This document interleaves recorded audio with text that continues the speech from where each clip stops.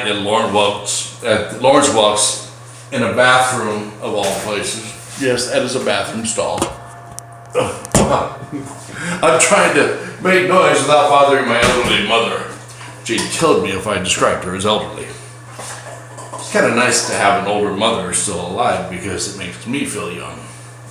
Anyway, practicing today, and I'm thinking, what am I going to talk about today? What would be a benefit to kids coming up, or for that matter, the trumpet playing community, out of the knowledge bank somewhere in my mind that I've learned from my study with all my mentors, Claude, Gordon, you name it, Harold Mitchell. It goes on and on. I don't want to brag, but you're probably familiar with it already. At any rate, I am playing my own signature line mouthpiece today, but I thought I would go through a Claude Gordon routine with you. And basically, I work out the same way on a Trumpet Legacy 1. Still working on a Trumpet Legacy 2. I've had a lot of hiccups, this and that, but it's coming out.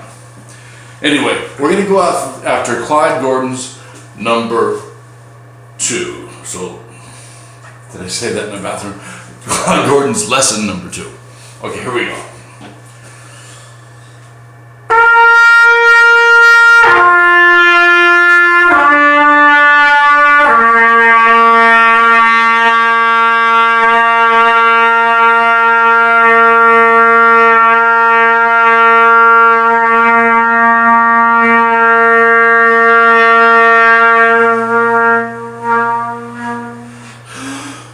If you notice there, I blew all the air out of my lungs. Whatever was left in there was coming out. When I did this with Claude Gordon, he'd have me bring my chest up high so that I'm really expanding that chest cavity, chest high, and then I would breathe deeply and then push all the air out to the point where I was actually shaking. And this really builds the air, the airstream, the amount of air, your air capacity. Again, you've got to raise your chest up high, and what that does is it has the effect of expanding the chest.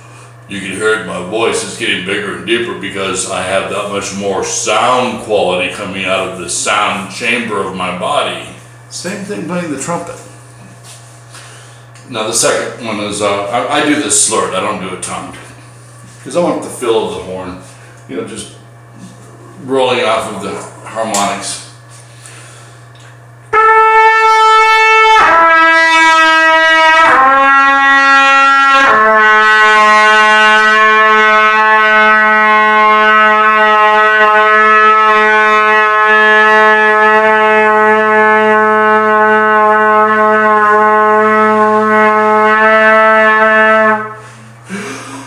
So really push it out, and it's a workout on your diaphragm that way. Okay, for time's sake, I'm going to go down to the pedal register. I don't want to keep at this all day long, so as if I had gone down chromatically in that manner, we're going to the pedals.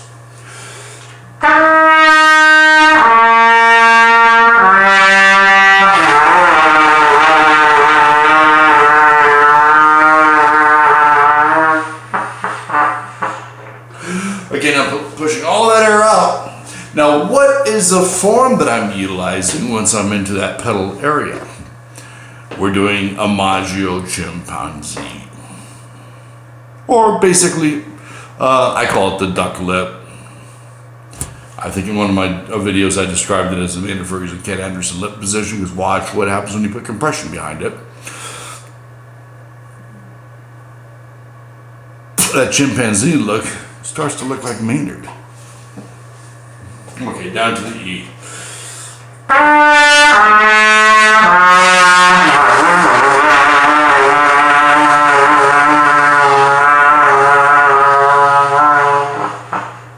Again, push all the air out of your lungs on each and every one of these until we start going up.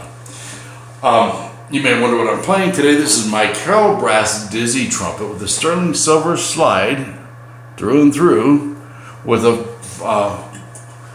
phosphorus brass bell, which is beautiful.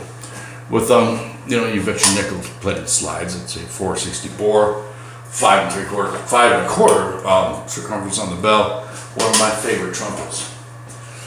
let's see, where was I? Let's go down to the pedal C as if we'd gone down chromatically, because you don't need to hear me through all these.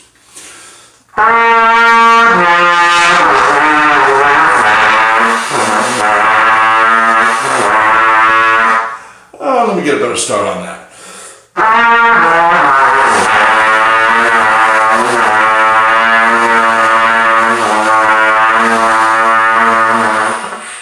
And again, I'm pushing all the air out of my lungs. Have you ever heard that a double C is about the same setting as a pedal C? The reason for that, obviously the jaw's going to close off a little bit to close off the aperture. Instead of a wider aperture on the teeth, it's going to be closed off a little in the double C. So the jaw does move. As Roy Stevens said, you're using the jaw as a rudder to steer the air column. And I would add using the jaw and the tongue to steer the air column. And you're acting as a rudder here, and you're acting as a channel in the tongue. But anyway, just to demonstrate, that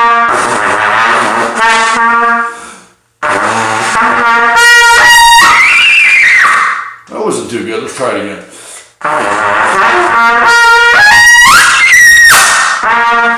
It's all this going on. I can do better.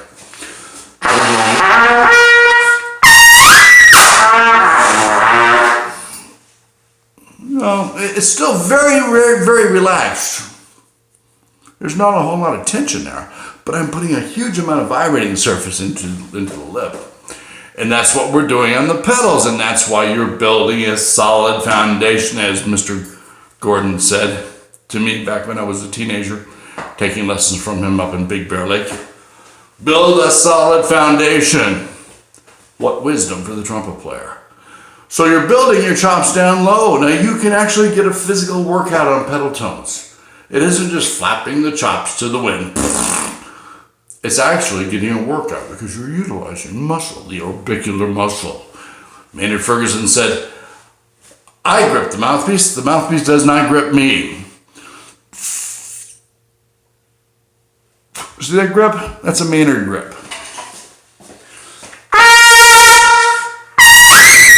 I don't care what they say or who is saying it, that is the way Maynard unfurled, and that's the way he gripped the trumpet.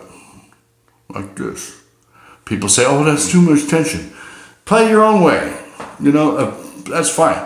It's not too much tension. It's very relaxed. And it just makes sense. I want you to take your tongue, put your chops normal. And I want you to feel the width of the vibrating surface in your normal setup. Now, I want you to go like this. Very relaxed, but forward, unfurled. And feel the width of the vibrating surface. It's huge, the difference. Anyway, you can get exercise on the pedal register. You can actually work out the chops that way. So you take that arpeggio all the way down as low as you possibly can go. Ooh, I just hit my horn.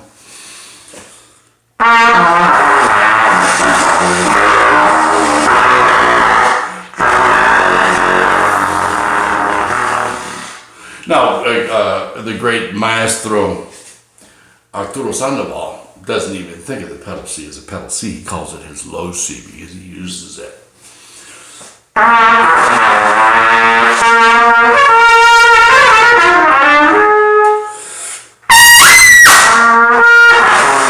Starting to get warmed up there. Now, as we go upstairs on this exercise, now let's just pretend we went all the way from the pedal register all the way up to the low C.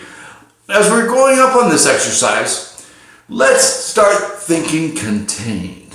Let's start thinking not loud, not spread, but contained. And that's a nice center on the sound. So you try and play right down the slot of that harmonic, so that you're not spreading your chops. For example, as if we've already gone up.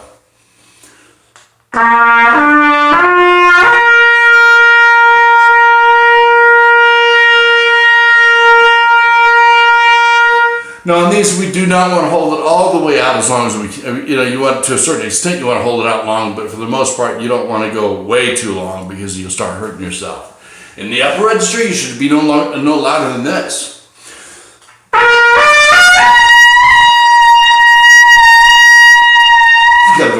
volume all the way up to the G's, to the top of your range.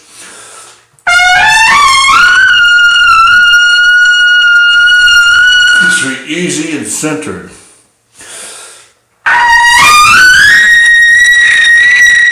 Not a whole lot of volume. You're still working the proper muscles, but you're not spreading your chops. Guys, this is the way Claude Gordon meant it to be. Exercise properly and you will yield results. Hope that's helped you. Bye.